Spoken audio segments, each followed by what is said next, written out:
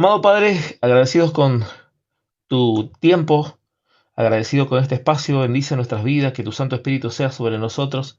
Entrega sabiduría a los hermanos, a tus discípulos y brinda, Señor, a tu siervo la sabiduría y entendimiento para poder desarrollar esto conforme a la altura de tu grandeza, de tu gloria, Padre, para santificarte, glorificarte y compartir tu palabra en el nombre de Jesús. Amén. Bien, voy a hacer una recapitulación, así que partiremos con las dos pizarras. La pizarra que hace la síntesis un poco de lo que vamos a ver acá en Teología de la Gracia, es en la realidad que es mucha información. Todo esto se ha subido en la página de teologiaavanzada.tk. Así que les voy a ir compartiendo los links para que ustedes puedan después copiar estos links, guardarlo y después acceder directamente a la página del seminario. Ahí está toda la información, pizarras, todo lo pueden bajar. Como saben, el seminario es abierto, libre y gratuito. Es el seminario TA, Teología Avanzada. Bien, partimos con la primer parte. Partimos con la primera parte. Vamos a hacer un poco de recapitulación. Para los que no me conocen, mi nombre es Rodrigo Elguín, soy maestro de las Escrituras y bueno, el Señor me ha llamado a formar a la iglesia. El seminario TA es un proyecto que inició en la pandemia y formé el seminario con la idea de invertir, o sea, descargar sobre todo los hermanos, poder transmitir todo el conocimiento que he acumulado por años por la gracia de Dios. Esto, al ser seminario TA, es Teología Avanzada, es que es seminario libre. Eso significa que no se predica ni se enseña bajo ninguna denominación, congregación o grupo denominacional especial. Esto no pertenece ni a pentecostales, ni a bautistas, ni reformados, ni metodistas, ni nada por el estilo. Por lo tanto, no va a escuchar que se enseñe desde una perspectiva teológica denominacional, lo cual se enseña una perspectiva teológica 100% bíblica, así que es un objetivo totalmente crítico. En segundo lugar, es libre, no rechaza a nadie, cualquier persona puede estudiar de cualquier denominación, de cualquier religión, da exactamente igual. Y lo último es gratuito porque no hay fundamento bíblico en el texto bíblico que se deba cobrar por formar a las personas. Dicho eso, comenzamos. Bien, introducción a la teología de la gracia. Obviamente, si hay algo que nos hace relación a la teología de la gracia, que es muy distinto a hablar de gracia, tiene que ver justamente con el contenido. Lo vimos eso en las clases pasadas. Definición de la gracia simple, según Leistrón, la palabra yaris, gracia, meramente una acción abstracta, una acción concreta literal. Pero la palabra gracia es una palabra que existe en el lenguaje bíblico, en el lenguaje coloquial, y puede significar mucho. Por gracia soy salvo por medio de la fe, esto no de vosotros, en don de Dios, no por obras para que nadie se gloríe. De esto que lo vamos a explicar en este seminario, pero obviamente el objetivo es que ustedes comprendan la definición de la gracia. El ejemplo de Abraham nos define la gracia, o sea, la palabra gracia está ilustrada por medio del ejemplo de Abraham en Romanos capítulo 4, verso 1 al 5. ¿Cómo se define la gracia según el apóstol Pablo? Bueno, ¿qué diremos? Halló Abraham, nuestro padre Abraham, según la carne, porque si Abraham fuese justificado por las obras, tiene de qué gloriarse, pero no para con Dios, porque dice la Escritura, creyó Abraham a Dios y le fue contado por justicia, pero al que obra no se le cuenta el salario como gracia, sino como deuda, mas al que no obra, el que cree, el que justifica al impío, su fe le es contada como justicia. En este resumen, gracia, en términos simples, significa recibir algo por fe, no por obras. O sea, básicamente, gracia está ilustrada en el acto de creer. Una persona cree y puede recibir esa gracia. ¿Qué se necesita para recibir la gracia? Cuando me refiero al concepto de gracia, el concepto simple es recibir algo sin merecerlo. Así. ¿Cuál es el concepto de gracia? Recibir algo de merecerlo por medio de la interacción de la fe. O sea, la fe es el elemento interactivo con la gracia, pero la gracia no es un mérito, o sea, no recibimos la obra de Cristo por un mérito. Pero Pablo lo lleva a un grado más simple. Pablo coloca que un ejemplo de que ninguna persona, ¿no es cierto?, que es justificada por gracia, sin merecerlo. O sea, literalmente no merece esa gracia. No tiene algún mérito previo para recibirlo. No está hablando de la fe, Efesios capítulo 2, 8, 9, sino que está hablando de la gracia. El medio para alcanzar esa gracia es la fe, que no dedicaremos a hablar de ello. Lo que vamos a centrar es el concepto simple de gracia. Gracia es recibir algo sin merecerlo. Esa es la definición de gracia. Pero no es lo mismo la definición de gracia que la teología o la obra de la gracia. Vamos a la siguiente palabra. La palabra gracia, por ejemplo, Strong, del hebreo gen, significa subjetivamente bondad o favor, objetivamente belleza, gracia, agradar, favor, gracioso, misericordia y piadoso, y significa o precioso. Esto en el Antiguo Testamento, la palabra gracia significa muchas cosas. Lo mismo que nuestro idioma local, coloquial, nuestro idioma coloquial puede significar cuál es su gracia. Le estoy preguntando a usted, bueno, ¿cuál es su apellido? Le estoy preguntando cuál es la gracia que usted tiene. Acá la palabra gracia en Chile, donde yo vivo actualmente, es decir, bueno, tiene una gracia, como tiene una determinada particularidad, un agrado, o por ejemplo, decimos tiene gracia para tal deporte, o de manera despectiva no tiene ninguna gracia, ¿no es cierto? Como que decir no tiene, acá se utiliza ningún brillo en un coloquial chileno, pero la palabra gracia puede significar muchas cosas. En el texto bíblico, en algunos aspectos, significó misericordia. Por ejemplo, en Génesis 6:8, pero Noé halló gracia ante los ojos de Dios. O sea, le agradó a Adán, o sea, le agradó, disculpen, Noé, pero no significa que al encontrar gracia a Noé existía la obra de Cristo allá en el Antiguo Testamento. Estas son una de las palabras que generalmente la gente dice, no, si allá en el Antiguo Testamento hay gracia, y utilizan estos versículos y no entienden lo que están leyendo. O sea, esto no está hablando de la obra de Cristo, está hablando de la definición simple de gracia, que es recibir algo sin merecerlo. Halló gracia a Dios ante él, sí, le agradó. Eso significa le agradó de Noé, pero no significa que Noé era salvo en ese momento, porque para salvación es algo exclusivo que viene por medio de la sangre de Cristo, que tiene la capacidad de quitarle el pecado, y eso no se encuentra hasta la obra de Cristo. Por ejemplo, Jeremías 32:1. El siguiente pasaje brinda lo siguiente. Dice, así ha dicho Jehová, así ha dicho Jehová, este no era la otra herramienta, está acá. Así ha dicho Jehová, el pueblo que escapó de la espada halló gracia en el desierto. Y gracia, acá hallar gracia en el desierto, no significa que se salvó en el desierto Israel, que ya venía un Israel salvo, no. Está hablando de que halló gracia en el desierto, o sea, halló misericordia aparte de Dios. No lo destruyó, tuvo misericordia, le proveyó lo necesario para que no muriese. Entonces, en ese contexto, gracia podría significar no lo que significa por medio de la obra de Cristo, aunque se utilice la palabra gracia. Hay que entender que en la microhermenéutica, tema que veremos en el futuro, hermenéutica profunda, las palabras no tienen un significado transversal, sino que tienen un significado específico de acuerdo a cada pasaje, ¿sí? Entonces, por ejemplo, en los dos versículos que vemos, obviamente, gracia en el Génesis 6:18 y gracia en el texto de Jeremías 32:1 significa cosas muy distintas. Vamos a encontrar muchas veces, disculpen un segundo que se está molestando esto ahí en la pantalla. Hasta la imagen, la vamos a colocar acá al último, ahí está, que no moleste. Entonces, la palabra gracia, como la vemos acá, en la Strong, o en Génesis, o en Jeremías, significa varias cosas. Como los versículos anteriores, en Efesios 2:8, no tiene nada que ver Efesios 2:8 con lo que está diciendo Génesis 6:8 y Jeremías 31:2.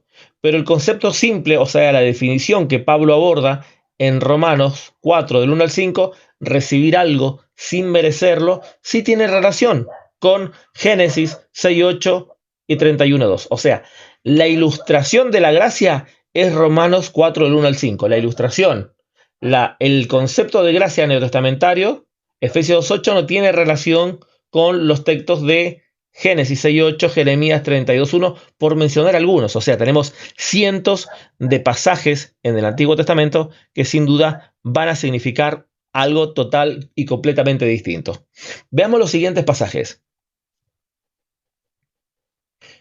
La definición completa de la gracia que a nosotros nos interesa ver es: justificados por la fe tenemos paz para con Dios por medio de nuestro Señor Jesucristo, por quien también tenemos entrada a la fe, a esta gracia, la cual estamos firmes, nos gloriamos en la esperanza de la gloria de Dios, y no solo esto, sino que también nos gloriamos en las tribulaciones, sabiendo que la tribulación produce paciencia, y la paciencia prueba, y la prueba esperanza, y la esperanza no avergüenza, por el amor de Cristo. Cuando aún éramos débiles en su tiempo, murió por los impíos. Ciertamente apenas morirá alguno por un justo, y con todo pudiera ser alguno osara morir por el bueno.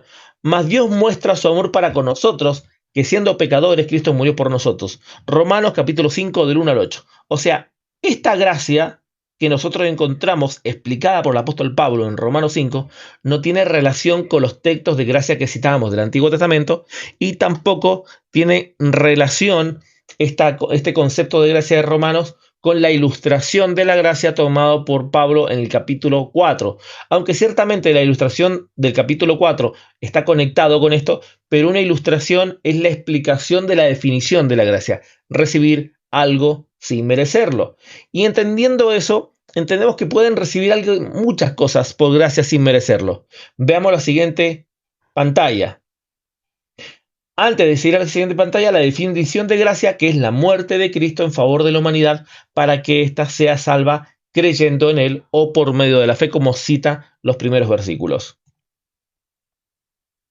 Entonces, en los textos que vamos a ver ahora, Efesios capítulo 1 del verso 3 al verso 10, Romanos capítulo 3 del 21 al 26 y Efesios capítulo 3 verso 8 al verso 13, nos va a dar este sentido de gracia que nos interesa estudiar a nosotros. O sea, en los tres pasajes que vamos a leer el día de hoy, ese es el sentido principal que nos vamos a aferrar al concepto de gracia. O sea, es un concepto muy específico de gracia que no tiene relación con las frases o las palabras gracias en el Antiguo Testamento. Leamos el primero.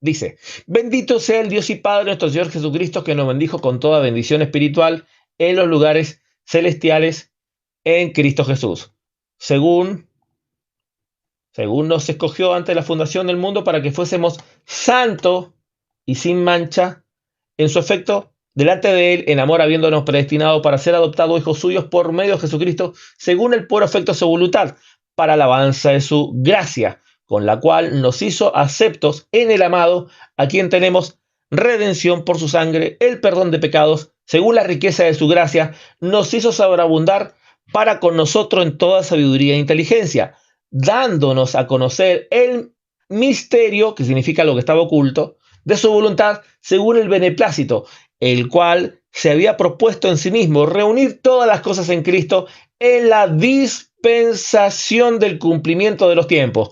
Esta gracia está relacionada a una dispensación, a un tiempo específico, en un cumplimiento específico. Por lo tanto, no hay gracia en el Antiguo Testamento, sino que hay gracia en la dispensación de la gracia, en la dispensación del tiempo destinado por Dios, según Efesios capítulo 3, verso 9 y verso 10. Así la que están en los cielos como la que están en la tierra. En Romanos 3, 21 al 26, después de Pablo haber explicado el tema de la ley, dice, pero ahora parte de la ley, y la ley de Moisés es la que está hablando, se han manifestado la justicia de Dios testificada por la ley y por los profetas, la justicia por medio de la fe en Jesucristo, para que todo aquel que cree en Él, por cuanto no hay diferencia, por cuanto todos pecaron, están destituidos de la gloria de Dios, siendo justificado gratuitamente por su gracia, mediante la redención que es en Cristo Jesús, a quien Dios puso como propiciación por medio de su sangre para manifestar su justicia a causa de haber pasado por alto en su paciencia. Otro sinónimo de gracia es el periodo o la dispensación de paciencia en los pecados pasados con la mira de manifestar en su tiempo, no en todo el tiempo, hay un tiempo específico, el tiempo de la dispensación que se habla anteriormente, a fin del que Él sea el justo, el que justifica al que es de la fe en Jesús. Romanos capítulo 3, versos 21 al 26. Siempre usamos Reina Valera 60. En algún texto complicado haremos un texto comparado para contrastar con alguna otra versión un poquito más crítica.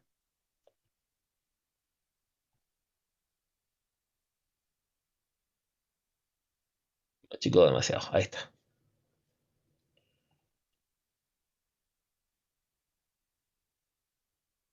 Ahí está, porque si no se ve. A mí, que soy el más pequeño de todos los santos, me fue dada esta gracia de anunciar entre los gentiles el evangelio de la inescrutable riqueza de Cristo, de aclarar todo el cual la dispensación del misterio escondido, otra vez, de aclarar a todos cuál sea la dispensación del ministerio escondido, un tiempo específico de los siglos de Dios, que Dios creó todas las cosas para la multiforme sabiduría de Dios sea dada a conocer por medio de la iglesia a los principados potestades en los lugares celestiales, conforme al propósito eterno que hizo en Cristo Jesús, nuestro Señor, en quien tenemos seguridad y acceso y la confianza por medio de la fe en Él, por lo cual pido que no desmayéis a causa de mis tribulaciones por vosotros, las cuales son vuestras glorias. Efesios 3, del 8 al 13. Estos pasajes que estamos leyendo están todos relacionados con el concepto de gracia. O sea, todos estos pasajes nos hablan de la gracia manifestada en la dispensación que tiene que ver en el tiempo de la venida de nuestro Señor Jesucristo. Por lo tanto, esta gracia no está en todo el tiempo, no es totalmente previa a Jesucristo. Y eso no es algo que lo digo yo, es algo que lo dice el mismo texto. Esto, todo lo que estamos leyendo tiene relación con lo que nos dice el texto de Juan, en el capítulo 1, en el verso 17, claramente leemos, dice que por medio de la ley, por medio de Moisés fue dada la ley, y por medio de la gracia y la verdad vinieron por medio de Cristo. O sea, la venida de Cristo es en una dispensación específica, lo que significa en un tiempo, en un periodo específico, a lo que se puede eh, de alguna manera comparar con la dispensación de la paciencia, la dispensación de la misericordia, el tiempo de pasar por alto nuestros pecados, pero entienda que es un periodo de paciencia y la paciencia al tener un periodo se acaba. Es obviamente que estamos hablando ya de gran tribulación, otro momento hablaremos de ello. Por ende, sí tácitamente la Biblia, lo que afirma el texto mencionado en Juan 1.17 está conformado por las pizarras que acabamos de leer. O sea, las pizarras leídas el día de hoy, estas pizarras confirman lo que estamos diciendo. O sea, los tres pasajes, Efesios 3 del 1 al 10, Romanos 3 del 21 al 26 y Efesios 3 del 8 al 13, que es la segunda parte de Efesios, que está todo pegado, los tres pasajes están en perfecta armonía con lo que había dicho Juan. Obviamente vemos que la escritura en su contexto general no se contradice. No hago teología tomando un texto de acá y otro texto de allá y uniéndolos mágicamente, que así es el método que ha usado siempre el sectarismo. Las falsas religiones utilizan esto. Cuando usted ve a una persona que tome un texto y lo arranque del contexto y lo una a otro, cuidado. No siempre las teologías inferenciales son ciertas. En su gran mayoría pueden cometerse errores. ¿Por qué? La evidencia de ellos es la gran cantidad de sectas que tenemos hoy en día. Bien, antes de continuar, paso a la Jambar, o sea, paso al chat. Si queda alguna pregunta con relación a los versículos, pueden aprovechar este momento para hacer una pregunta con relación a los textos, con relación a lo que se ha dicho, si tiene alguna duda. Estas preguntas las puede hacer por medio del chat, o si quiere subir y hacer una breve pregunta, hágalo, anímese si queda alguna duda. Hemos visto 5 pizarras de la introducción. Voy avanzando un poco rápido porque estas cosas ya fueron habladas anteriormente. Es para los que por primera vez están en esta clase. Si alguien tiene alguna pregunta, alguna duda, adelante. Aproveche este instante antes de que continúe con la exposición, antes de que continúe con la exposición de cada una de las pizarras.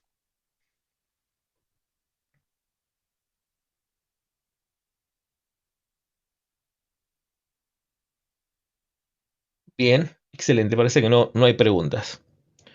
Continuamos. Texto que unía todo eso, porque de su plenitud tomamos todo.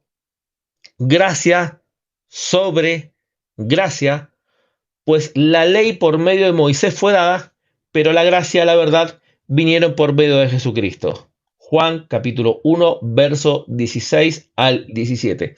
Todo lo que hemos citado está en perfecta armonía con este versículo. Vamos al punto número 7. ¿Qué veremos nosotros en toda esta exposición de la gracia? Son varios puntos. Estamos viendo en este momento la introducción a la teología de la gracia, estamos viendo las definiciones y vamos a ver los objetivos que se tienen que cumplir. Primero, entender la diferencia entre la gracia y la obra de la gracia, que ya lo estamos viendo en estas pizarras pasadas. Ese es el primer punto logrado. Segundo, ver las subdoctrinas que sustentan la gracia. O sea, la gracia es la obra de Cristo, pero se sustentan bajo otra subdoctrina. ¿Qué tenemos que aprender? Bueno, tenemos que aprender a martiología. La martiología es la doctrina del pecado y la soteriología, que es la doctrina de la salvación. Estos dos puntos, hermano, están relacionados. Ya te digo eso, Cross, ya respondo la pregunta ahí tuya. Veremos el pacto que origina la gracia, cuál es el pacto que origina la gracia, veremos la dispensación de la ley y la dispensación de la gracia. Obviamente esto está relacionado con el texto que acabamos de leer, Juan 1:16, 1:16 al 17, y después veremos el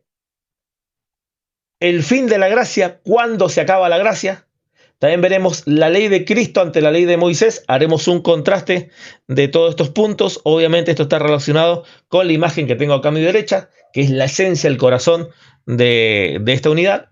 Después veremos las condiciones de la ley y de la gracia. Obviamente veremos la ley de Cristo ante la ley de Moisés y las condiciones de la gracia, para entender que la gracia es condicional. O sea, ¿qué significa que la gracia es condicional? La gracia está sujeta a condiciones. De hecho, ¿cuál es la condición para recibir la gracia? Fe. O sea, de entrada ya viene. Esto no significa que es un requisito previo, que es una obra, pero sí está condicionada a la fe. Continuamos. Después veremos cómo caer de la gracia y sus consecuencias. Veremos las diferencias de caer de la gracia y veremos cómo regresar a la gracia, cómo la Biblia dice que una persona puede regresar a la gracia, y son temas desarrollados. O sea, quiero que hermanos entiendan, estos títulos son temas que fueron predicados en la Escritura. O sea, no son inferencias. Acá no va a encontrar inferencias teológicas de algún versículo místicamente entendido, sino que son desarrollos de las predicaciones de los apóstoles. O sea, lo que usted va a aprender son cosas que se predicaron y que se enseñaron en pasajes completos, en capítulos, en libros completos. ¿Qué más veremos? Cómo regresar a la gracia y finalmente, gracia, el estado del rey.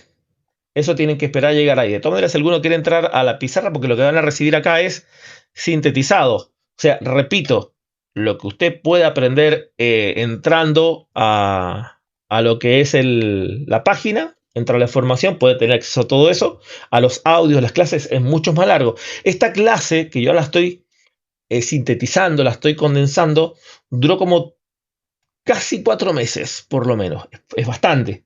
Pero la pregunta es, ¿por qué fue tan largo? Bueno, sí tuvo que haber sido largo, porque no es llegar y comprender la gracia.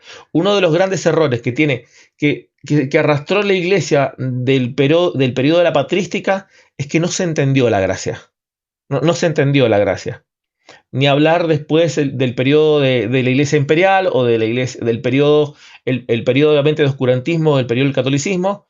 El periodo de la Reforma tampoco comprendió la gracia. Se dieron algunos pasos al concepto de salvación, no al concepto de gracia, y hoy por hoy hay un redescubrir de la gracia. Lo que usted va a entender de la gracia no tiene nada que ver con probablemente lo que le han enseñado sus maestros, pastores, en su gran mayoría. No digo que esto es algo específico, pero va a redefinir varios conceptos con relación a la gracia.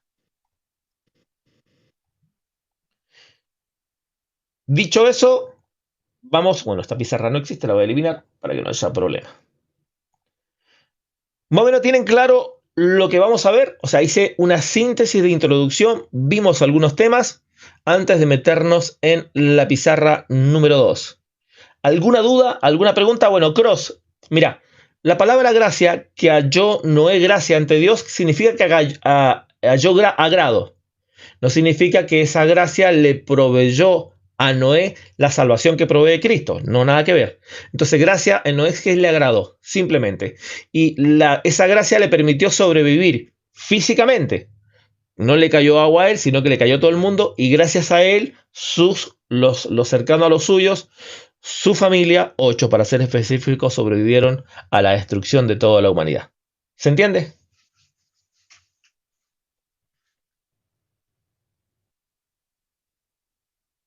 Si quieres subir a hacer la pregunta en audio, Cross, sin ningún problema. Si alguien quiere subir, amén, ok, lo comprendiste. Bárbaro.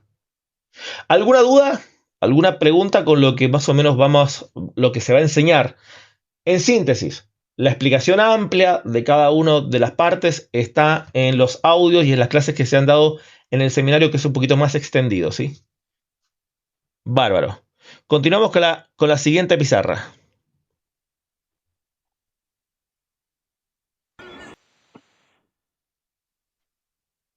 Adelante. ¿Cuál es la consulta? Bienvenido. No me sale tu nombre. Sí, hemos ya charlado un par de tiempo. Ok, no, es que no me sale el nombre acá en la pizarrita que tengo. Lo que pasa es que estoy usando la aplicación de PC y no me sale el nombre tuyo. Pero bienvenido, buenas tardes, buenas noches. Buenas noches. Estoy viendo el asunto de la ley y la gracia. Correcto. Bueno, según la escritura, dice que ya no estamos bajo la ley, sino bajo la gracia.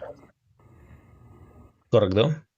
Si dijera que ya no estamos bajo un juramento o a un castigo a través de la ley, entonces ¿a dónde quedaría la gracia? Bueno, pero justamente estás acá para aprender eso. Todavía no llego a esos puntos. Tienes que darte porque hay muchas clases. O sea, viste todo el panorama de lo que hay que ver. Entonces, tienes que esperar a ver el desarrollo de las clases porque todavía no llego a esos puntos. No voy a adelantarme en algo que es sumamente puntual. Así que todas esas dudas se van a aclarar durante el desarrollo de clases. Así que mi invitación a que tengas paciencia y veas todas las clases porque voy por orden. ¿Sí? Cuando doy clases soy extremadamente ordenado y no me adelanto en un tema por una pregunta. La pregunta tiene que estar relacionada a lo que se habló porque todavía no he expuesto nada, solamente di definiciones. ¿Alguna duda con lo que has escuchado hasta el momento, con lo que se ha explicado? No puedes tener duda de lo que no he explicado todavía, ¿se entiende?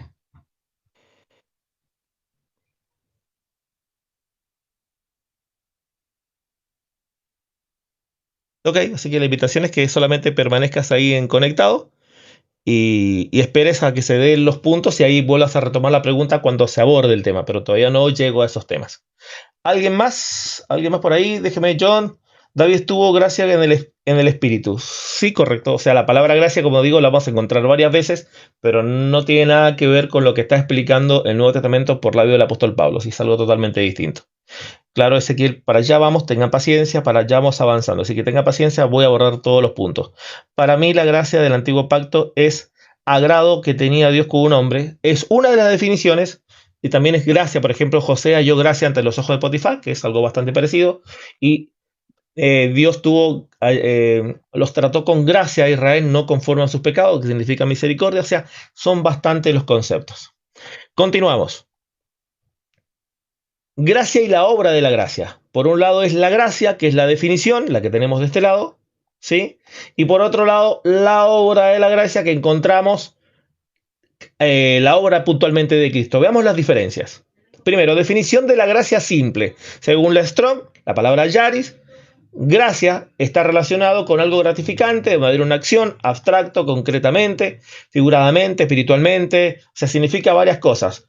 Sobre un reflejo, gratitud, merecer aprobación, aprobar, congraciarse, un donativo, un favor, en fin, muchas cosas. Ejemplo de Abraham, ya lo vimos en la clase pasada, que la definición de Abraham es que halló gracia no por obra, no era algo que lo mereciese, porque si fuese algún mérito ya no sería por gracia, sino sería una recompensa, ¿se entiende? Sintetizando un poco lo que vimos en la pizarra pasada. Continuamos. ¿Qué cosas recibimos por gracia? Bueno, recibimos muchas cosas por gracia. Algunas de ellas el aire. ¿Cuánto usted paga día a día por el aire que respira? No, el aire es por gracia. El tiempo, ¿cuánto nos cuesta el tiempo? ¿Merecemos algo para recibir el tiempo? No, también se puede hablar de que el tiempo es por gracia. La vida, el sol, o sea, hay cientos de cosas que recibimos por gracia, pero estas cosas que recibimos sin merecerlas no tienen nada que ver con la obra de la gracia. ¿Alguna de estas cosas que recibimos por gracia nos salva? No, no nos salva, aunque nos puede dar vida, nos puede dar aliento, nos puede dar oportunidades. Claro que no.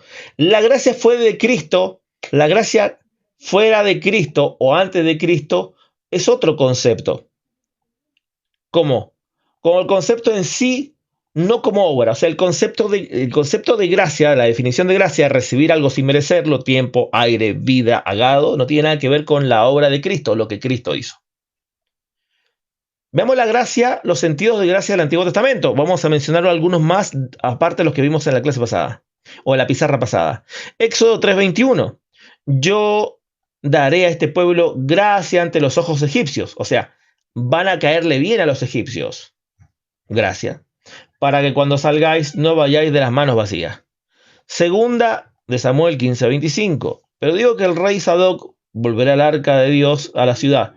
Si yo hallare gracia ante los ojos de Jehová, él hará que vuelva. O sea, está hablando que le caiga bien, o sea, que Dios tenga misericordia de mí. ¿Se entiende?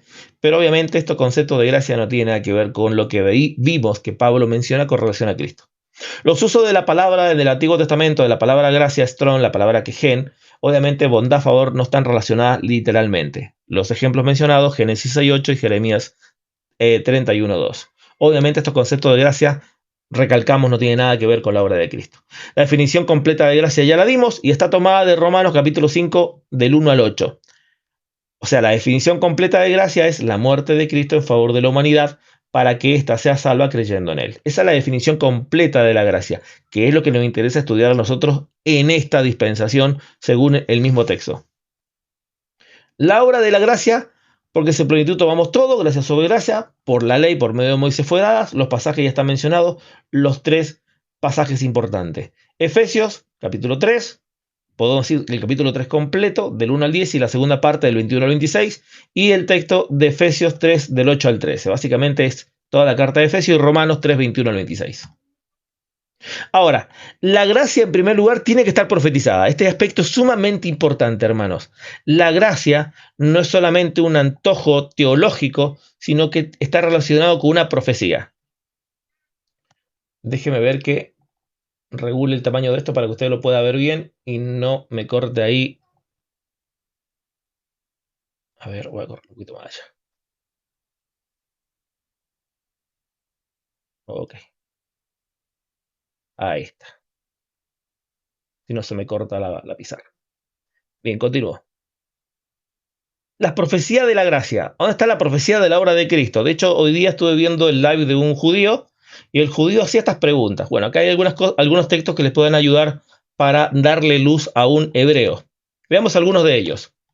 Oseas capítulo 14, verso 4. Yo sanaré su rebelión y los amaré de pura gracia, porque mi ira se apartó de ello. Esta es una profecía específica para Israel. Hebreo capítulo 8, del 8 al 13. Porque reprendiéndole dice, he aquí, vienen día, dice el Señor, que yo estableceré con la casa de Israel y con la casa de Judá un nuevo pacto, no como el pacto que hice con sus padres, y repito, no como el pacto que hizo con sus padres, obviamente hablamos de un pacto distinto, no el mismo pacto del Sinaí, el día que los tomé de la mano para sacarlo de la tierra de Egipto, porque ellos no permanecieron en mi pacto. Yo me desentendí de ello, dice el Señor. ¿De quién se desentendió de Dios? De la casa de Israel, todo Israel. Por lo cual, este es el pacto que yo haré con la casa de Israel. Después de aquellos días, dice el Señor, pondré mis leyes en la mente de ellos. Esto aplica a los hebreos. Sobre sus corazones las escribiré y seré a ellos por Dios y ellos me serán a mí por pueblo. Y ninguno enseñará a su prójimo y ninguno a su hermano diciendo conoce al Señor, porque todos me conocerán desde el menor hasta el mayor. Porque yo seré propicio a sus injusticias y nunca más me acordaré de sus pecados y sus iniquidades. Al decir nuevo pacto, ha dado por viejo al primero, y lo que se da por viejo se envejece y está próximo a desaparecer. Texto sumamente importante. Aclaro, esta profecía es para los hebreos, y esta parte de este pacto, el cumplimiento específico de este pacto, no se ha dado aún. El pacto está corriendo, pero la ejecución de este pacto tiene un destinatario específico. Miren, yo he escuchado a mucha gente, y ustedes seguramente su pastor lo ha dicho, y si a usted le ha tocado enseñar, ha usado estos versículos, pero en términos generales tienen una mala aplicación. Te explico. En primera instancia, a nosotros se nos da una ordenanza, vamos a las escrituras, y la ordenanza es Mateo capítulo 28, verso 19 y 20. Por lo tanto, id a ser discípulo a todas las naciones, bautizándole en el nombre del Padre, del Hijo y del Espíritu Santo. Estamos con estos versículos. O sea, si la profecía del nuevo pacto se estuviese cumpliendo, o sea que es el mismo pacto pero con un carácter distinto, no tendría sentido esto con lo que dice literalmente el texto de Hebreos. En Hebreos, en el capítulo 8, claramente dice, literalmente, ninguno enseñará a su prójimo. Y sin embargo, en este tiempo, como acabamos de leer, literalmente dice, id a ser discípulos bautizándoles en el nombre del Padre, Hijo y Espíritu Santo, enseñándoles que guarden todas las cosas. Obviamente, ¿por qué se manda a enseñar si la profecía dice que nadie enseñará a su prójimo? Lo acabamos de leer. Bueno, porque esto es el cumplimiento de la profecía con relación al pacto y con relación a Israel. Quiero que entienda, esto se va a cumplir con Israel, pero de momento no se está cumpliendo esto con Israel porque nosotros, incluso a un judío, le predicamos y le enseñamos. Mas cuando venga Cristo, cuando sea convertido Israel, se ejecutará una salvación con los hebreos de una manera distinta. Eso en primera instancia. Regresando a la pizarra. Literalmente, la gracia estuvo profetizada. Oseas, Hebreos. No es solamente un antojo, una teología. Si Cristo hubiese muerto en la cruz y no estuvieran estas profecías, lo que Cristo vino a hacer sería más que un mártir, no tendría ningún efecto. O sea, hay profecía de por medio. Hay varias profecías. Veamos algunos textos más con relación a esto.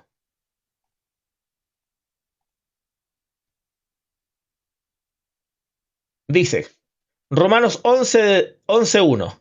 El remanente de Israel, que son los hebreos que en la actualidad se van convirtiendo, dice, digo pues, ¿ha desechado Dios a su pueblo? En ninguna manera, porque también yo soy israelita de la descendencia de Abraham, de la tribu de Benjamín. O sea, literalmente Dios, con relación a los hebreos, cumple su promesa todo el tiempo, pero con relación al remanente de Israel. Y el remanente de Israel no tiene nada que ver con lo que tiene que ver con Israel de Israel completo. Lo explica en el contexto. No ha desechado Dios a su pueblo, desde antes conoció, o no dice la escritura, el día de la escritura, cómo invocarán a Dios contra Israel diciendo, Señor, tus profetas han dado muerte, tus altares han derribado, solo yo he quedado y procuran matarme. Pero ¿qué dice la divina respuesta? Me he reservado 7.000 hombres que no han doblado sus rodillas ante Baal. Así también, aún en este tiempo, antes de que Israel todo entre, ha quedado un remanente escogido por gracia, y este tema aplica específicamente a los hebreos, a un grupo específico de hebreos. Y si por gracia ya no es por obras, o sea, Dios ha escogido dentro de los hebreos un grupo por gracia. De manera que la gracia ya no es gracia, y si es por obras, ya no es gracia, de otra manera la obra ya no es obra. ¿Qué pues? Lo que buscaba Israel no lo ha alcanzado, o sea, todo Israel completo, pero los escogidos sí lo han alcanzado, el remanente que menciona en el primer versículo. O sea, está hablando específicamente de cómo se van salvando el remanente de Israel. De otra manera, la obra ya no es obra. De los demás fueron endurecidos. ¿Quiénes son los demás? El resto de Israel.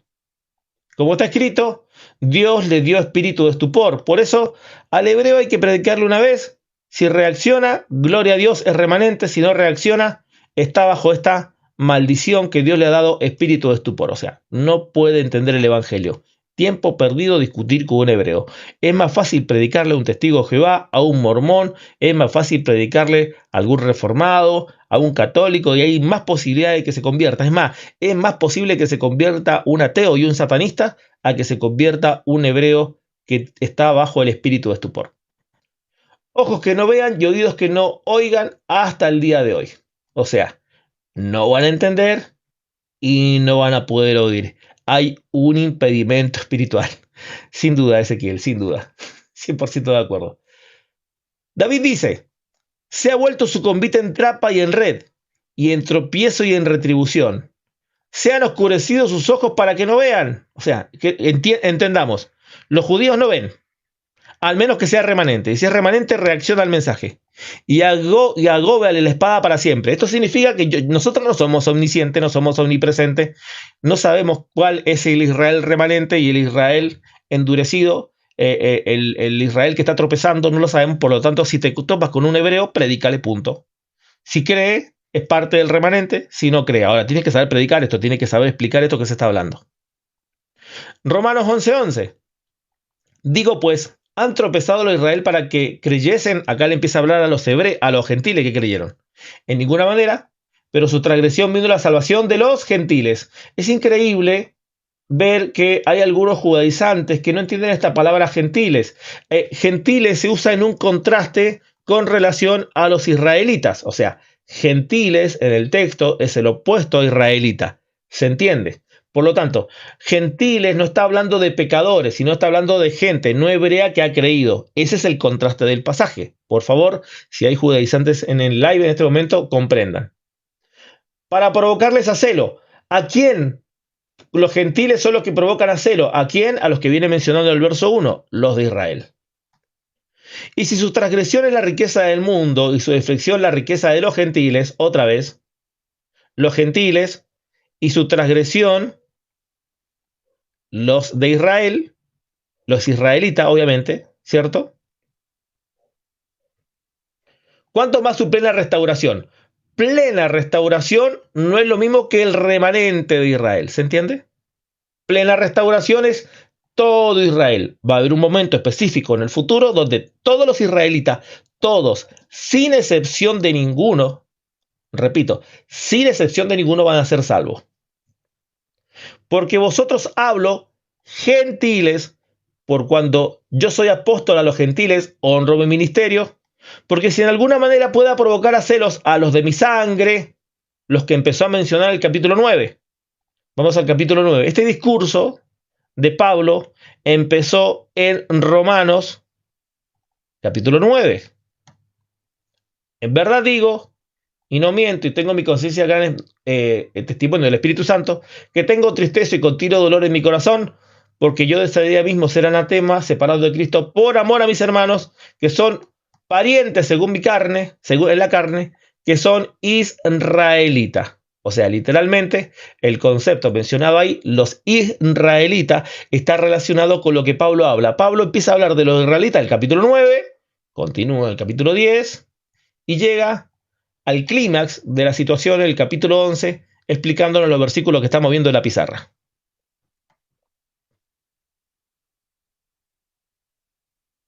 Continúo. Y si su exclusión es la reconciliación del mundo, será su admisión, sino la vida entre los muertos, la salvación futura de Israel. Si las primicias son santas, Israel, también la masa restante lo es. Y si la raíz es santa, Dios, también las ramas lo son. Pues si algunas ramas fueron desgajadas, ¿quiénes fueron desgajadas? Los israelitas. Por lo tanto, es imposible considerar seria la doctrina judaizante, porque yo no puedo ser injertado en lo que fue desgajado. Las ramas desgajadas no me pueden sostener a mí, porque estas ramas fueron desgajadas. Israel está desgajado. ¿Cómo alguno puede creerse israelita y parte de Israel si Israel fue desgajado? Por favor, leer Biblia. Y tú, el gentil, siendo olivo silvestre, ha sido injertado en lugar de ella. ¿Qué significa? Se arrancó Israel y se injertaron los gentiles. ¿En quién? En Dios, la raíz mencionada acá. Y la rica savia del olivo, el cual obviamente está relacionado por medio de Cristo. Cristo es todo Dios, todo completo. No te jactes contra las ramas, aunque es verdad que las ramas fueron desgajadas, los hebreos fueron desgajados. Si te jactas, sabe que tú no sustentas a la raíz, sino a la raíz a ti. Pues las ramas dirás, fueron desgajadas para que yo fuese injertado, y es una verdad. Las ramas, los hebreos, fueron arrancados y los gentiles injertados. Bien, por su incredulidad fueron desgajadas, pero tú por la fe está en pie. No te ensoberbezcas, sino teme. Porque si Dios no perdonó las ramas naturales, los hebreos, a ti tampoco te perdonará si nos jactamos. Bien, por su incredulidad fueron desgajadas, pero tú por la fe está en pie. No te sobrevescas y no teme. Porque si Dios no perdona las ramas naturales, tampoco te perdonará. Mira pues la bondad y la severidad de Dios. La severidad ciertamente con los que creyeron, pero la bondad para contigo. Si permaneces en bondad, sí, condicional, si permaneces en bondad, pues de otra manera tú también serás cortado. No, que Dios no corta las ramas, ¿cómo va a sacar una oveja del rebaño? ¿Qué clase de Dios es que saca las ovejas del rebaño, que anda arrancando ramas que injertó? Bueno, es cuestión de leer Biblia nada más. Digo, solamente es cuestión de leer Biblia. Si alguno tiene dudas, vaya a Romanos 11:22. Y aún ellos, lo que venimos hablando, los israelitas, los hebreos, Si no permanecen en incredulidad, serán injertados. ¿Quiénes pueden ser injertados? El remanente mencionado en este capítulo. Volvemos. Pues poderoso es Dios para volverse a injertar. ¿Qué necesita para que alguien sea injertado? No permanecer en incredulidad. ¿Quién no debe permanecer en incredulidad? El hebreo. ¿Puede un hebreo abandonar su incredulidad? Puede. Claro que sí. Puede. Porque si tú fuiste cortado, de que por naturaleza es olivo silvestre, y contra naturaleza fuiste injertado al buen olivo, o sea, arrancado del mundo, injertados en Dios, ¿cuánto más estos, que son ramas naturales, serán injertados en su propio olivo? O sea, sí hay posibilidades de salvación para los hebreos, sí, sí hay posibilidades de salvación para los hebreos, sin ninguna duda, no lo sabemos, por eso siempre se le predica a los hebreos, porque no sabemos, no sabemos. La restauración de Israel. El ministerio de la salvación de Israel, el misterio, porque no quiero, hermanos, que ignoren este misterio para que no seáis arrogante en cuanto a vosotros mismos. Ha acontecido Israel endurecimiento en parte hasta que haya entrado a la plenitud de los gentiles. ¿Cuándo Israel, todo Israel será salvo? Cuando haya entrado a la plenitud de los gentiles. ¿Quiénes? Los que no son hebreos. Y luego, todo Israel será salvo. Ahora es curioso que en el mundo reformado, este mismo versículo, se hace un juego de palabras y se dice, todo Israel será salvo, es como cuando se salve toda la iglesia, todos los creyentes. Pero se está hablando de judíos y hacen una especie de juego de el israelita, el judío, y se olvida del contexto y toman solamente el verso 26, dice, luego todo Israel será salvo, que es el Israel espiritual, cuando sean salvados todos los gentiles o toda la iglesia, porque ellos hablan de una salvación de Israel de una manera distinta, una contradicción brutal. Entonces vendrá de Sion el libertador, que apartará de Jacob la impiedad. Este será mi pacto con ellos, y ahí vuelvo a citar el pacto cuando yo quite sus pecados. Obviamente, el cumplimiento del pacto significa un acuerdo específico que tiene dentro de la gracia, dentro de este pacto de Cristo, un trato distinto a Israel. Israel sí va a ser tratado distinto, claro que sí. Ahora, ¿por qué va a ser tratado distinto? Bueno, por las condiciones que van a ser ellos rescatados. No se olviden que vamos a tener un anticristo, la manifestación del hombre de pecado. Este es el periodo de gran tribulación. Obviamente tenemos toda la fuerza de las tinieblas manifiesta. Dios les permite y les da un poder engañoso. Necesita ser salvado así, porque ante ese poder engañoso, para creer que es la verdad, si Dios no los redime en ese tiempo de esa manera, es imposible que los hebreos crean. Hago una pausa por si queda alguna duda de la explicación de Romanos 11, texto sumamente importante porque lo que estamos viendo justamente es la gracia profetizada que es para Israel, pero antes de que entre Israel vimos que son injertados los judíos, nosotros somos los que provocamos a celo a los hebreos. ¿Se entiende? Y esto no es un invento de un versículo, no es una inferencia de un versículo, es el tema de desarrollo del apóstol Pablo en todo el pasaje. Adelante, si tienen alguna pregunta, alguna consulta, pueden subir al live de lo que se ha dicho. Repito, haga pregunta de lo que se ha dicho, algo con relación al texto, así es, amén, 100% de acuerdo, hermanos. Sé que ustedes me han escuchado hablar bastante de ello, he hablado bastante, sobre todo cuando he hecho videos con relación a los de raíces hebreas, a los judaizantes, los judíos mesiánicos, adventistas, en fin, todo este grupo de gente que cree este tipo de cosas.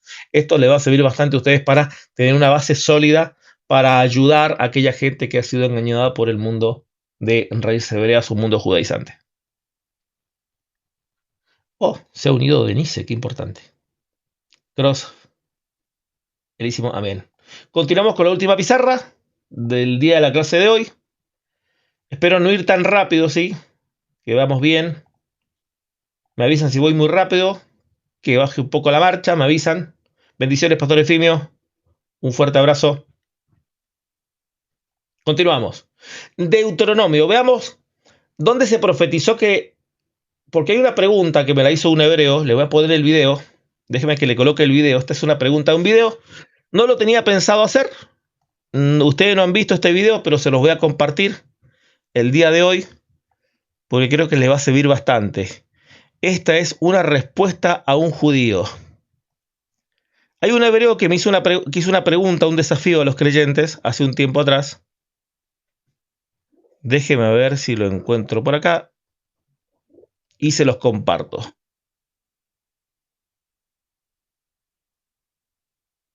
No están escuchando a Palomo, pero Palomo está haciendo sus comentarios de fondo. Ustedes saben que él siempre es una persona muy teológica. Tanto escucharme a mí he aprendido bastante. No lo están escuchando, pero yo de acá lo escucho. A ver si lo tengo por acá, por acá, por acá.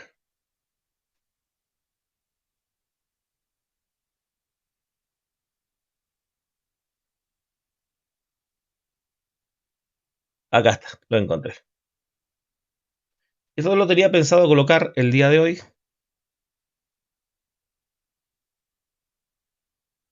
pero se los voy a colocar para que ustedes lo puedan ver.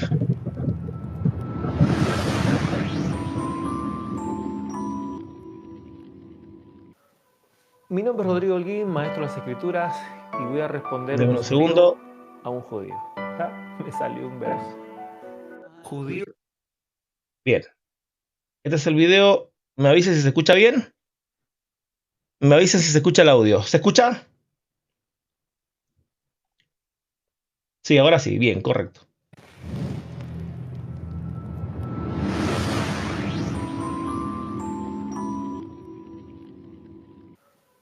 Mi nombre es Rodrigo Holguín, maestro de las Escrituras, y voy a responder un desafío a un judío. Me salió un verso. Judío desafía a los cristianos y pide que le demuestren la existencia de los cristianos o Jesucristo en la Tanaj, o el denominado Antiguo Testamento.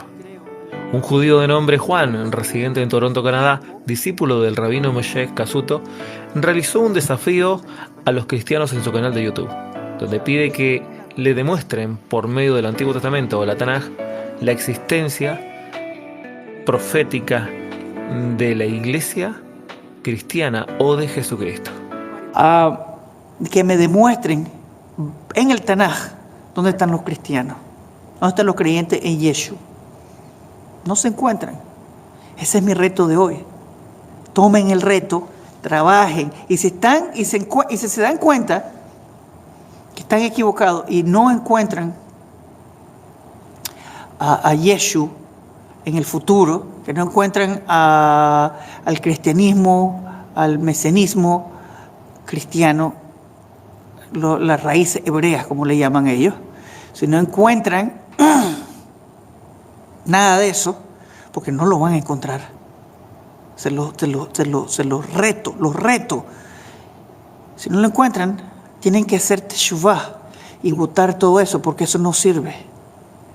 Cuénteme por favor aquí abajo si ustedes ya hicieron eso, o si piensan que hay un texto que prueba que sí va a pasar. Ahora, no necesito Nuevo Testamento, aparte de que no creo en eso. No pueden usar el Nuevo Testamento para probar algo que no se encuentra en los profetas, porque entonces es una invención. También puedo yo escribir un papelito y decir, mira, está escrito. Todo lo que está escrito en el Tanaj, Hashem fue que lo escribió. Si hay algún documento fuera de eso, por ejemplo, el Talmud habla de ciertas cosas que van a pasar, y han pasado. Eso es parte de la ley oral. Hashem dio sabiduría e inteligencia a Israel y no lo hizo ninguna nación. Eso, el último verso de Salmo 147 que lo dice. Israel lo asaje le cogoyo mishpatim bayadahum haleluca. Hashem dio estatus a Israel y no se los dio a ninguna nación. Y en sus estatutos los desconocen, lo yodaum, están totalmente perdidos en el espacio. Ese es mi challenge y mi reto de hoy. Veamos específicamente lo que Yohanan nos está pidiendo. Él nos está pidiendo que le mostremos el cristianismo en la Tanaj. Para los que no saben lo que es la Tanaj, para los judíos la Tanaj es todo el compendio de lo que nosotros llamamos el Antiguo Testamento.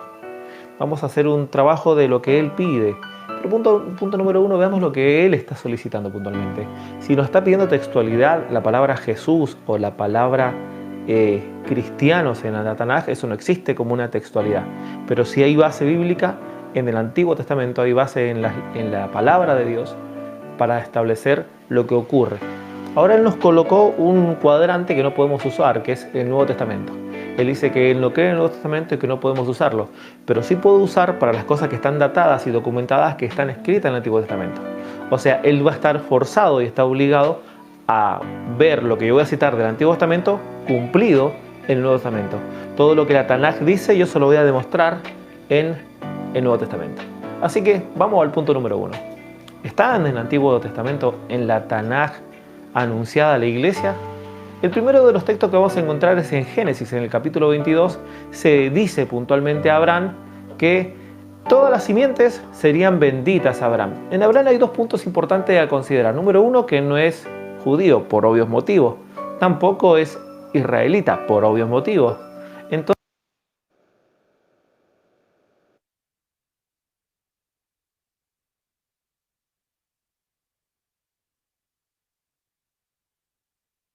Se pausó el video. Déjeme que vea qué pasó, a ver si avanza un poquito más adelante.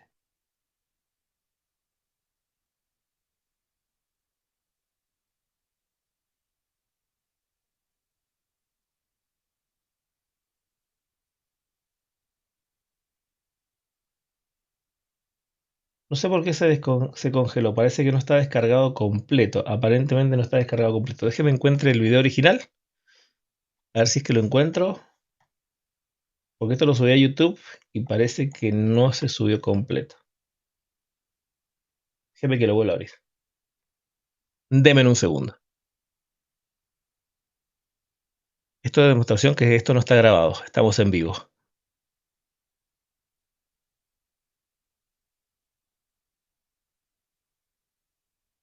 Sí, todo.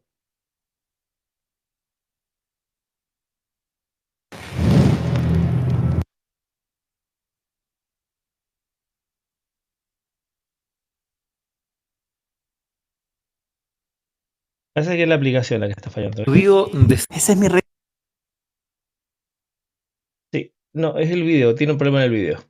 Bueno, básicamente, volvemos por acá. Lo hacemos en vivo y en directo, porque parece que el video no me va a funcionar. Pero ahí está el desafío de Yohanan. Había quedado en la explicación donde le hablo de Abraham. Bueno, la explicación de Abraham es una explicación importante, porque cuando he entrado a algunos lives de judíos y decimos, bueno, veamos qué profecías cumplió el Mesías, y la primera que menciono es la que justamente se cita con relación a Abraham. Y cuando le cito a los hebreos la profecía de Abraham, la que toma Pablo en el capítulo 3 de la carta de Gálatas, vamos al texto bíblico. Estas son algunas de las menciones del Antiguo Testamento tomadas por Pablo. Gálatas capítulo 3, está la primera. Dice, si Abraham creyó a Dios y le fue contado por justicia, sabe que tanto que la fe son hijos de Abraham, dice la Escritura, preveyendo que la justificar por la fe a los gentiles, dio también las buenas nuevas a Abraham, diciendo, en ti serán benditas todas las naciones. Este pasaje de que en ti serán benditas todas las naciones es un pasaje que ellos no entienden, o sea, no pueden ver. Y esta es la ceguera de un hebreo. No puede percibir allá en el Génesis la profecía sobre Abraham, en ti serán benditas todas las naciones. Génesis capítulo 12, verso 3. Cuando yo le cité a un judío, que supuestamente es un erudito en vivo y en directo, le cito este pasaje, él quedó en offside.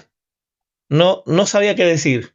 Y alguien que estaba de ahí, que no sé si era un cristiano, un judío, una persona no creyente, un ateo que estaba ahí viendo, decía, no le pueden responder al cristiano las preguntas, pero no son preguntas mías, son cosas que afirma la Escritura, ¿se entiende? Esa es la primera. Pero la segunda de las profecías, la que se menciona, la provocación a celos, allá en el texto de Romanos, que es lo que recién leíamos, donde él dice, ¿dónde está la iglesia? ¿Dónde está la iglesia del Antiguo Testamento? Bueno, lo acabamos de leer. La injerción de la iglesia, los gentiles, los que nosotros movimos a celo, Israel, por causa de nosotros, fue provocado a celos, tiene que ver con lo que había citado en el capítulo anterior. En el capítulo anterior dice, yo os provocaré a celo con un pueblo que no es pueblo, con un pueblo insensato, o provocaré a ira. Y eso se lo dijo a Moisés. ¿Cuándo se lo dijo a Moisés? ¿En qué momento se lo dijo a Moisés? Bueno, en Deuteronomio capítulo 32, verso 21. Ellos me movieron a celos con lo que no es Dios. Este es el famoso becerro. Me provocaron a ira con sus ídolos. Yo también los moveré a celo con un pueblo que no es pueblo. Los provocaré con una nación insensata. O sea, tiene que moverlos a celo con un pueblo que no es pueblo. Y le pregunté, Deuteronomio 32, verso 21. Esta es la pregunta. ¿Cuándo se cumplió? Y no saben. No saben qué decirte un judío cuando le pregunta Deuteronomio 32, 21, ¿cuándo se cumplió? Claro, con el llamamiento a los gentiles, lo que Pablo desarrolla en el capítulo 9, 10 y 11. No saben. El otro pasaje que Pablo cita en Romanos lo encontramos justamente en los versículos siguientes. Isaías dice resultante, fui hallado por los que no me buscaban, los gentiles, me manifesté a los que no preguntaban por mí. Y con respecto a Israel, todo el día extendí mis manos a un pueblo rebelde y contradictor. El capítulo anterior, el capítulo 9, menciona la otra profecía, lo Admi, lo Ruana.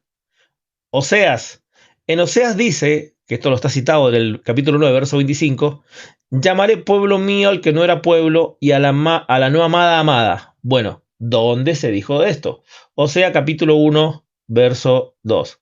Desde el principio la palabra de Jehová dijo Jehová a Oseas, ve y tómate una mujer fornicaria, hijo de fornicación de la tierra fornicaria, es una representación de los gentiles. Fue pues y tomó a Gomer, hija de Baldi, cuando concibió y dio a luz a un hijo. Ok, correcto. Más adelante, en la profecía de lo Ruana y lo Admin, llamaré pueblo, y el lugar donde se les dijo, vosotros sois pueblo mío, allí serán llamados hijos del Dios viviente. Esto justamente tiene que ver con lo que está citando en Osea. Lo Admin, lo Ruana. Llamaré amada a la no amada, y llamaré pueblo a la que nunca fue pueblo. Esto está citado específicamente en el Antiguo Testamento. O sea, las profecías están. Está profetizado sin ninguna duda. Está profetizado. Y sembraré en la tierra y tendré misericordia de lo Ruana y lo Admin. Tú eres pueblo mío, y él dirá, Dios mío. ¿Quiénes son? Enos aquí, los gentiles. O sea, básicamente la iglesia sí está profetizada. Ahora, con relación a Jesús, él dice, ¿dónde está Jesús en el Antiguo Testamento? Bueno, la palabra Jesús no existe. De hecho, el Mesías no tiene nombre. El Mesías no tiene nombre.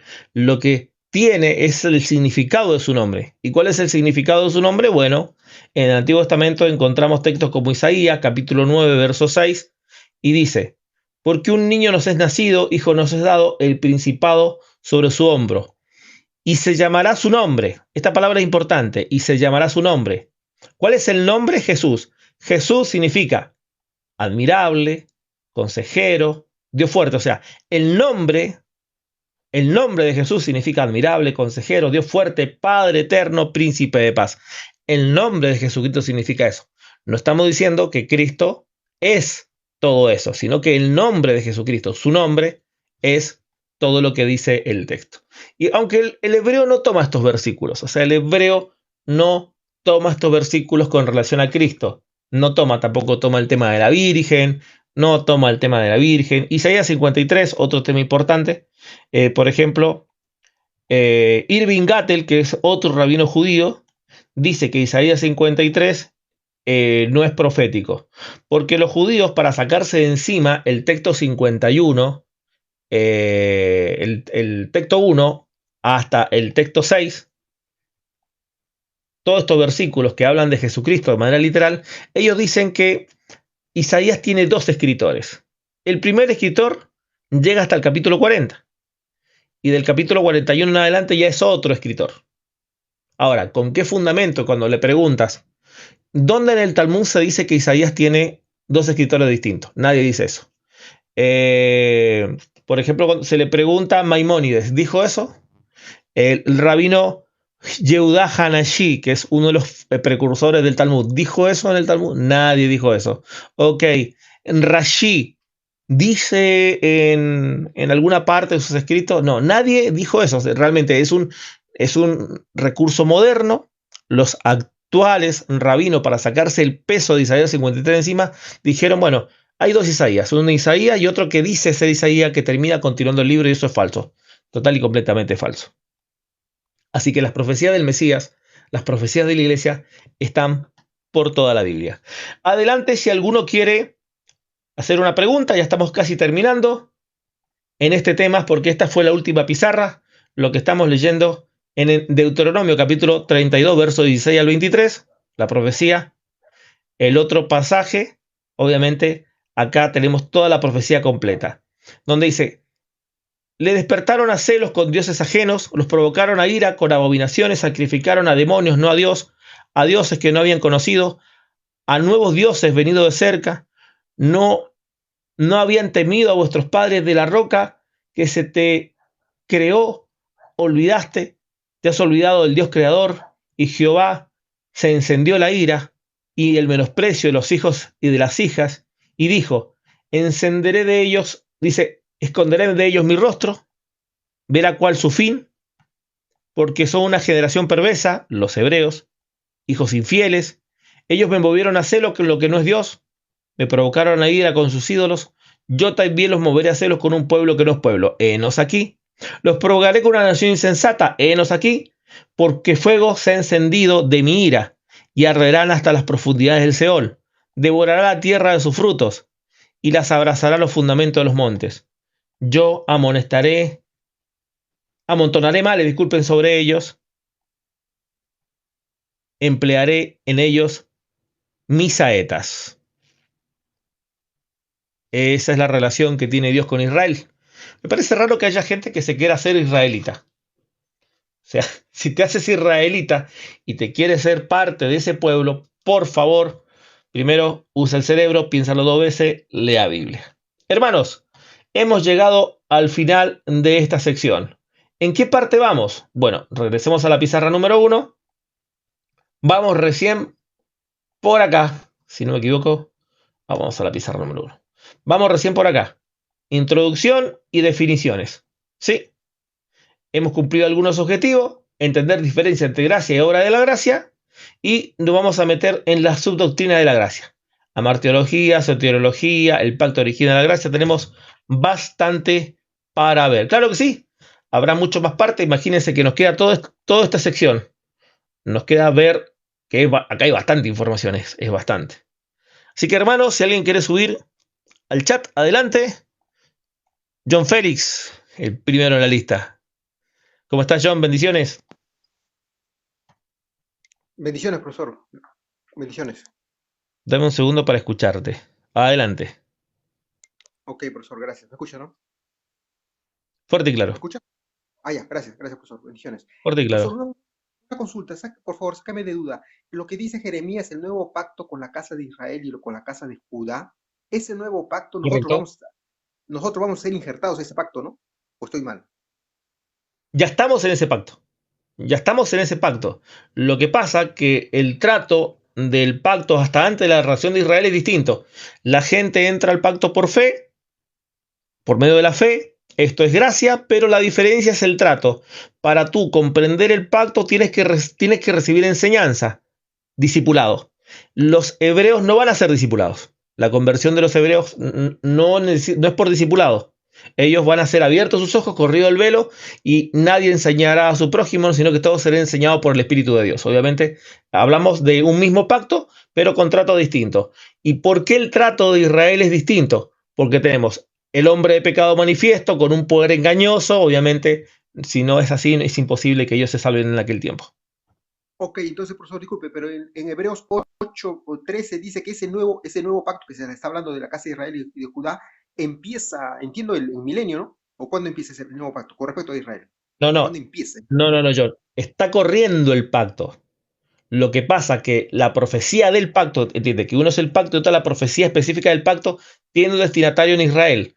Cuando Israel se convierta, se acaba. Y eso es en el periodo de la gran tribulación. Específicamente, la conversión de Israel para ser parte de este pacto, que es adherirse a la iglesia del Señor, la Israel celestial, que lo veremos en las pizarras, eso es en la gran tribulación, John. Específicamente entre Apocalipsis capítulo 7 y Apocalipsis capítulo 14, en ese periodo de tiempo. A ver, profesor, disculpe, lo voy a leer literal. Dice: al decir nuevo pacto, ha dado por viejo al primero, y lo que se da por viejo y se envejece está próximo a desaparecer. Estás leyendo el último versículo. ¿Cuándo desaparece el pacto? Bueno, la desaparición del pacto va a ser después, en el capítulo 21, cuando ya no es necesario una ley que siga culpando al mundo de pecado, porque ya el mundo habrá sido juzgado y habrá sido enviado al lago de fuego. El pacto desaparece y pierde utilidad cuando el mundo ya ha sido juzgado. O sea, ¿de qué estamos hablando más o menos? ¿De qué acontecimiento, según usted, el viejo pacto de Israel va a desaparecer? Claro, la desaparición del viejo pacto o de la ley o todo aquello ya no es que desaparece, sino que deja de cumplir utilidad. Estamos hablando del capítulo 21 en adelante. Ya no hay necesidad de ese pacto. Ya, pero ahorita está vigente ese pacto, ¿no? Para Israel, ¿no? Para todo el mundo, porque bajo esa ley hay que condena a todo el mundo para que todo el mundo cierre la boca y todo quede bajo el juicio de Dios.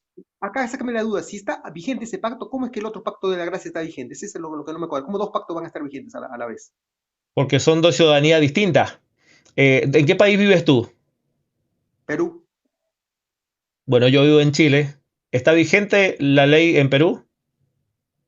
correcto, sí, sí, profesor. ¿Está vigente la ley en Chile? Sí, de acuerdo. ¿Existe la embajada de Chile en Perú? Claro, claro, sí existe. En la embajada de Chile, ¿cuáles leyes corren? ¿Las de Perú o las de Chile? En la embajada de Chile, en la embajada de Chile que está en mi ¿Qué país, ley? Claro, la embajada de Chile que está en tu país, ¿qué leyes aplican? ¿Las de Chile o las de Perú? la de Chile. Ah, es lo mismo. Cuando tú, por más que estamos acá en el mundo, aplican las leyes de Dios que están en el nuevo pacto, que son la ciudadanía de Israel, de los cielos, aunque estemos en el mundo todavía. No hay choques, porque son distritos y son ciudadanías distintas.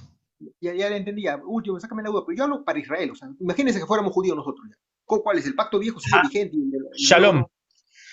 Claro, porque no podemos aceptar a Cristo, no entendemos a Cristo ni vemos a Cristo, nos rige todavía el pacto de ley, el pacto de Ya, Moisés, el Para pacto de Israel Dios. todavía no va a empezar, ¿no? Para Israel todavía no empieza el pacto del nuevo pacto. Para Israel.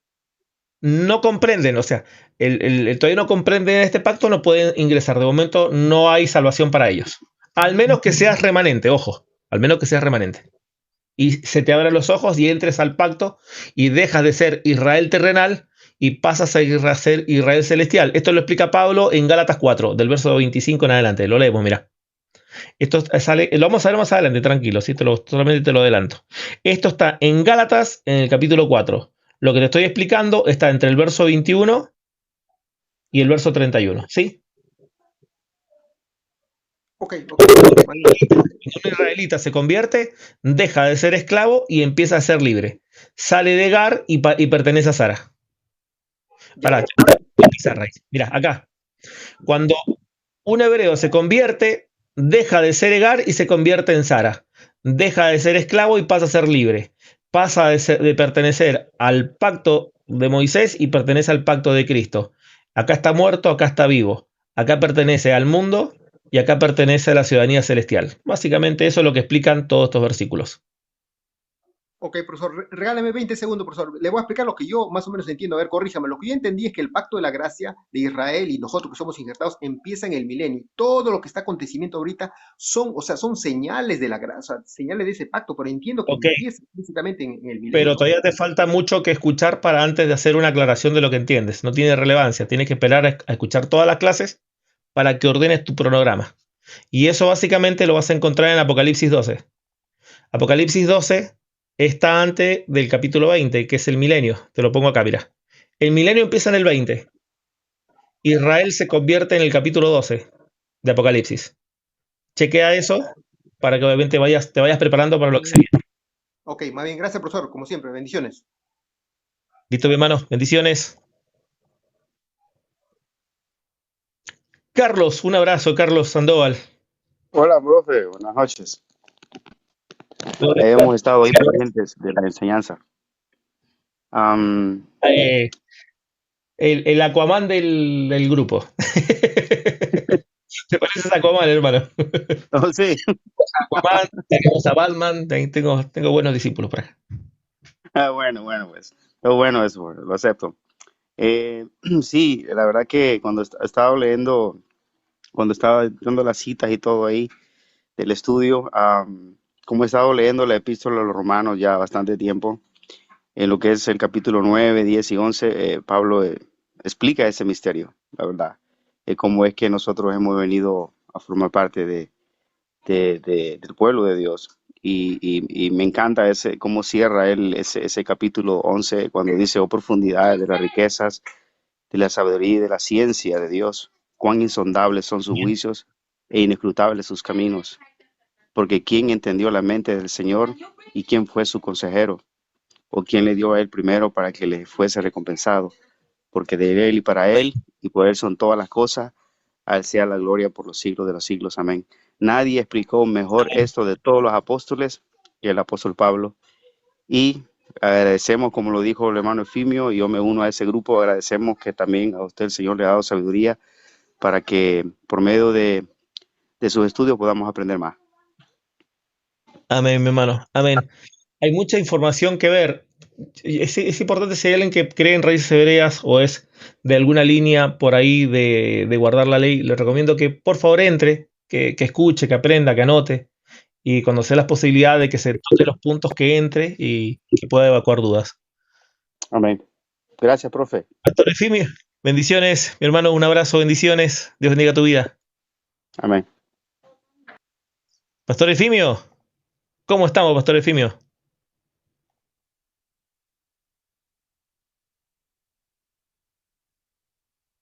Active Un su abrazo, hermano. Dios le bendiga, le guarde. Tenía el micrófono apagadito. Bueno, aquí disfrutando de la enseñanza, hermano. A veces hay que sentarse solamente a escuchar y a meditar. Y bueno, bonita la exposición. Creo que nos estamos día a día complementando, ¿no? Y analizaba yo este trabajo que Dios está haciendo de unificar a los que se tienen que unificar, ¿no? Y no Amén. pueden estar dos si no están juntos, si no están de acuerdo. Y bueno, me parece maravillosa esa explicación, ¿no? Y reafirmar lo que hemos venido enseñando, que para nosotros sostenernos en esta gracia, podemos ser cortados, podemos ser cortados. Ese versículo que explicaste, el penúltimo creo, de que si no permanecemos seremos cortados, es contundente ese versículo. Es No duro, sé qué le pasa a clarísimo. esta gente que sí, es fuerte ese versículo, ¿no? Amén. Amén, pastor. Y le tengo una premisa que es parte de algo que tengo que desarrollar y escribir, que se llama se están estableciendo las bases para la iglesia de Filadelfia.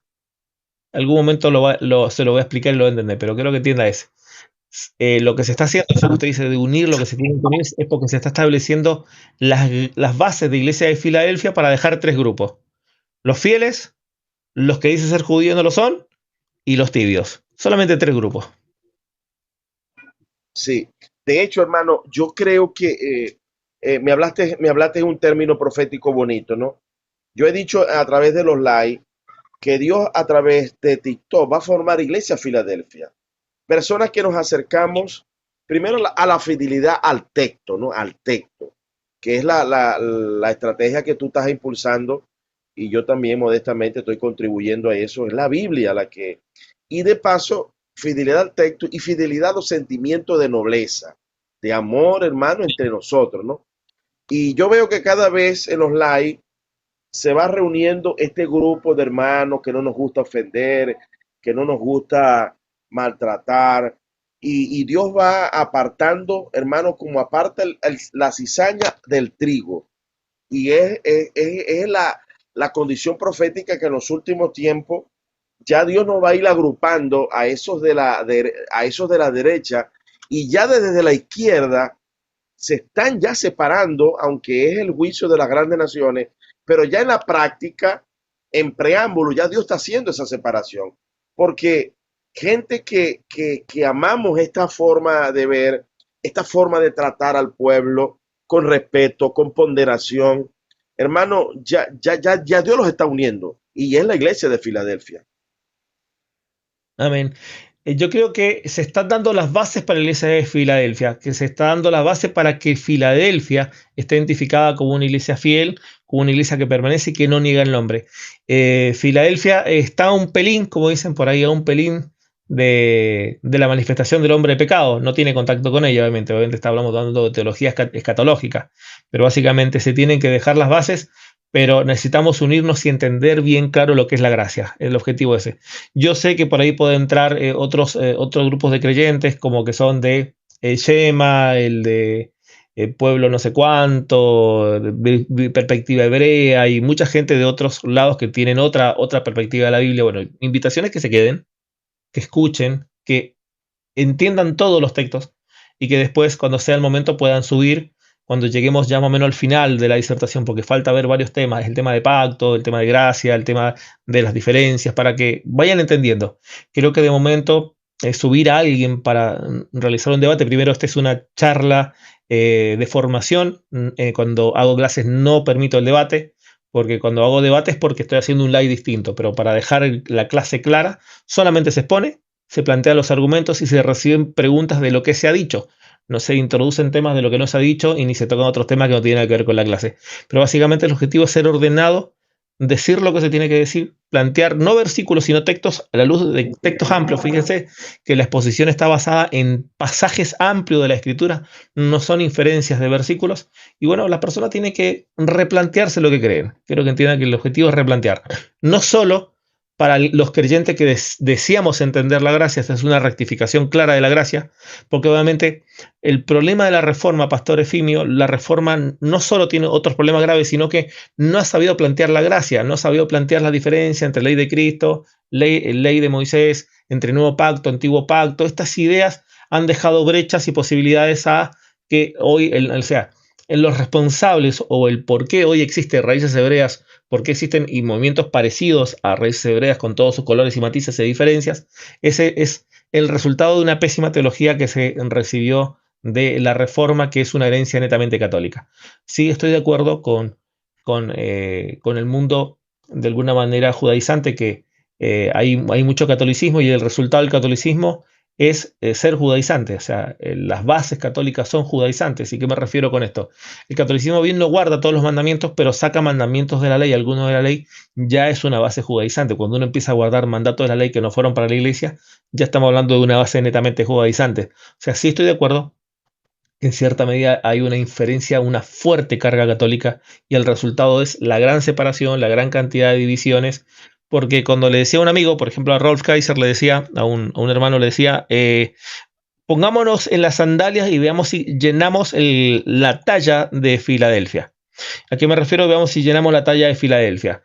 Dice, por cuando no has negado mi nombre y has guardado mi palabra. Imagínense esos dos requisitos que se le dice. Por cuando no has negado mi nombre y has guardado mi palabra. Y sé que tienes a esos que dicen ser judíos y no lo son, y yo haré que vengan y se postren a tus pies. Este pasaje, Pastor Efimio, que tiene que ver literalmente, imagínese lo que es llenar esa sandalia. Y pregunta usted, Pastor Efimio, que lleva tiempo, ¿cuán cerca estamos acá de esto? Yo conozco tus obras, he puesto delante de ti una puerta abierta a la cual no puedes cerrar, aunque tienes poca fuerza. Has guardado mi palabra y no has negado mi nombre. Fíjese qué cosas. ¿Cuánto estamos nosotros de guardar la palabra? Hablemos un solo tema, evangelismo. ¿Cómo estamos hoy a nivel iglesia en todo el mundo? ¿Cómo estamos en tema de guardar su palabra? Predicar el evangelio. Estamos al debe. No negar su nombre. ¿Cuánta gente hoy canta y hace música y habla entre líneas de Dios? Habla de una especie de Dios de manera subliminal. No es directo para hablar de Cristo. Esto yo lo he vivido hace una década que se ve esto en la iglesia. Hoy se ha acentuado más. Imagínese, pastor, si nos falta bastante para llenar el calzado de Filadelfia. Amén, amén, amén. Así es, hermano. Estamos en ese proceso de perfeccionamiento. Amén, pastor Efimio. Dios bendiga su vida y estamos llegando al final de este live. Un poquito más largo de lo normal porque vimos 2 pizarras, pero yo doy teología de la gracia martes y jueves y discipulado lunes, miércoles y viernes. Así que siempre bienvenido, pastor. Amén.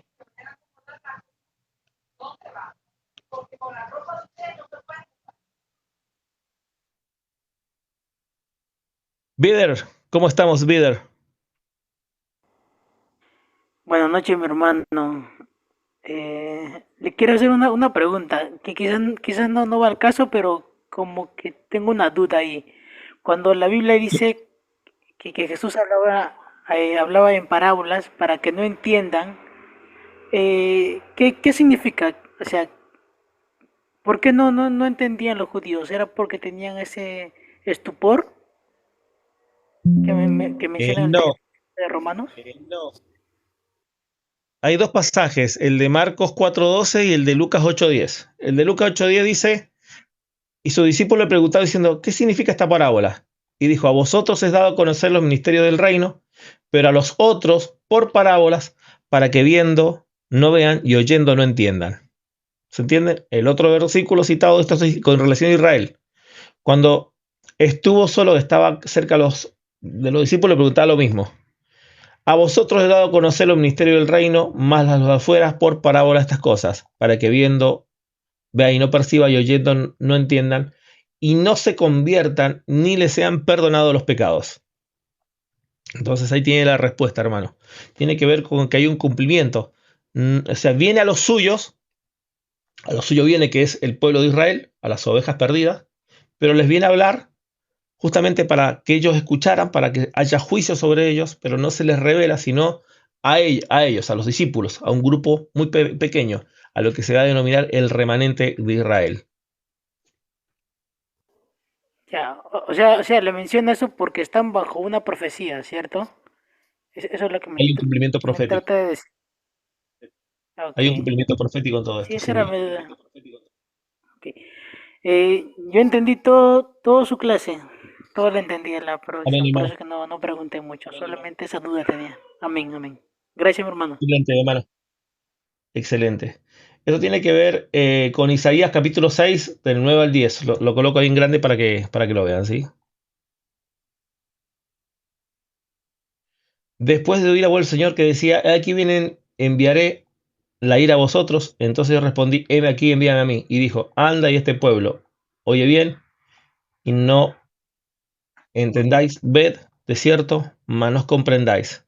De la grosura del corazón de este pueblo, agrava sus oídos y ciega sus ojos, para que no vean sus ojos, ni oigan sus oídos, ni su corazón entienda, ni se conviertan, ni haya en él sanidad. Esto está tomado por Cristo de lo que se dijo allá en Isaías y esto repercute como un término profético en los hebreos. Bien, mis hermanos, Orlando, bendiciones y Dios bendiga tu vida, siga adelante, hermano. Orlando, bienvenido. Profesor, buenas noches. Muy interesante. Le voy a plantear lo que yo acabo de entender. Cuando Faraón se le endureció el corazón, fue para demostrar a los demás lo que iba a pasar, ¿no?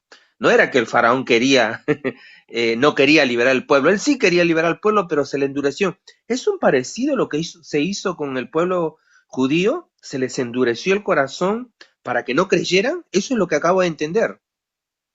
Claro, en Romanos 9:17, que es el texto que está citando, porque la escritura dice a Faraón, para esto mismo te he levantado para mostrar en ti mi poder y para que mi nombre sea anunciado por toda la tierra.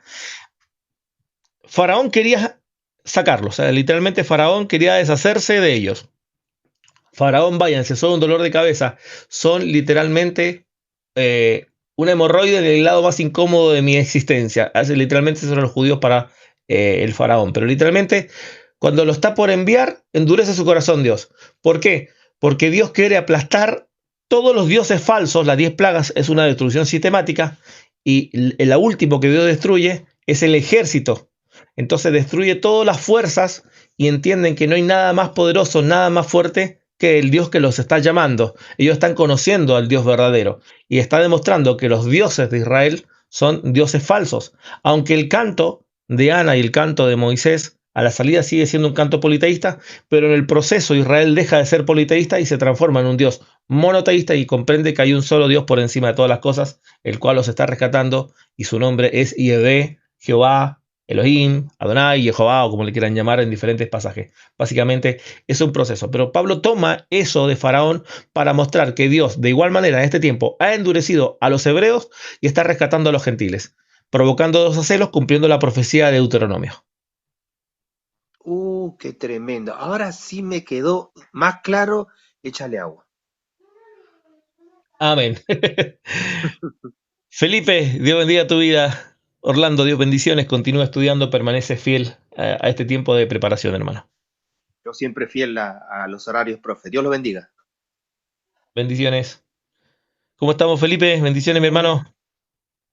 Hola, mi hermano Rodrigo, bien, pues, bien, aquí acompañándolo y aprendiendo, pues, aprendiendo de esta enseñanza de hoy que a mí por lo menos me ha dejado muy clara la duda que tenía con respecto a Romanos capítulo 11, porque es un texto que se toma mucho para juntar, ¿cierto?, que nosotros somos insertados a Israel, al pacto con Israel. Entonces me ha servido mucho. La teología del pacto es una teología que empezó en la Reforma y hoy la han exponenciado las raíces hebreas, los judaizantes. Sí, así es, mi hermano Rodrigo. Mire, yo le doy gracias a Dios por su vida, mi hermano. Gracias por el tiempo que dedica y le pido al Señor, como usted, al pastor Efimio también, que están dando yo le llamo una batalla de la fe, porque es Amén. soportar ataques, soportar videos que de repente hacen por ahí unos jóvenes. Realmente, para un incrédulo que no conoce a Cristo, al ver este tipo de videos, sabe, es preocupante. Y justamente cuando yo miraba ahí esa imagen que tiene usted, ley, gracia, veo algunos que están con el martillo, espiritualmente hablando,